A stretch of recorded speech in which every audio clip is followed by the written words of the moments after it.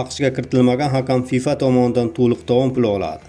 Somalilik hakam Umar Artan AQShdagi immigratsiya muammolari sabab 2026-yilgi jahon chempionatida ishlay olmagan bo'lsa-da, FIFA unga to'liq kompensatsiya to'lab beradi. Bu haqda Reuters xabar berdi.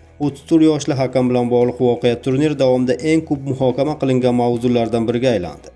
Artan musobaqada faoliyat yuritish uchun Mayami xalqaro aeroportiga yetib kelgan.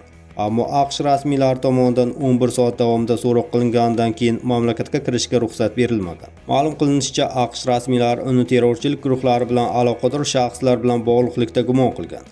Artan esa bu ayblovlarni qat'iy ravishda rad etgan. Menda barcha zarur hujjatlar bor edi. Vizam ham to'g'ri rasmiylashtirilgan.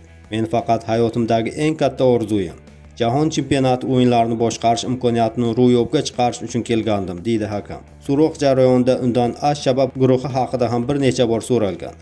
Artan esa ushbu tashkilot haqida hech qanday ma'lumotga ega emasligini bildirgan. Keyinchalik u Turkiyaga uchuvchi reysga chiqarilgan. FIFA vakillari uni Istanbulda kutib olib, Mogadishoga qaytishiga amaliy yordam ko'rsatgan. Garchan Artan birorta ham o'yinda ishlamagan bo'lsa-da, FIFA unga belgilangan haqni to'liq to'lab beradi. Biroq kompensatsiyaning aniq miqdori turnir yakuniga qadar oshkor etilmaydi. Ma'lumot uchun, Umar Artan so'nggi yillarda xalqaro maydonda katta muvaffaqiyatlarga erishdi.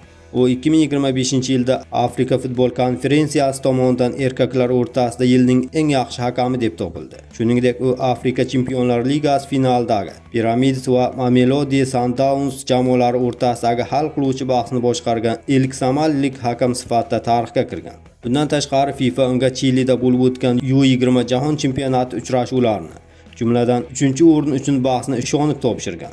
Artan ketma-ket 2 marta Afrika Millatlar Kubogi o'yinlarida ham faoliyat yuritgan.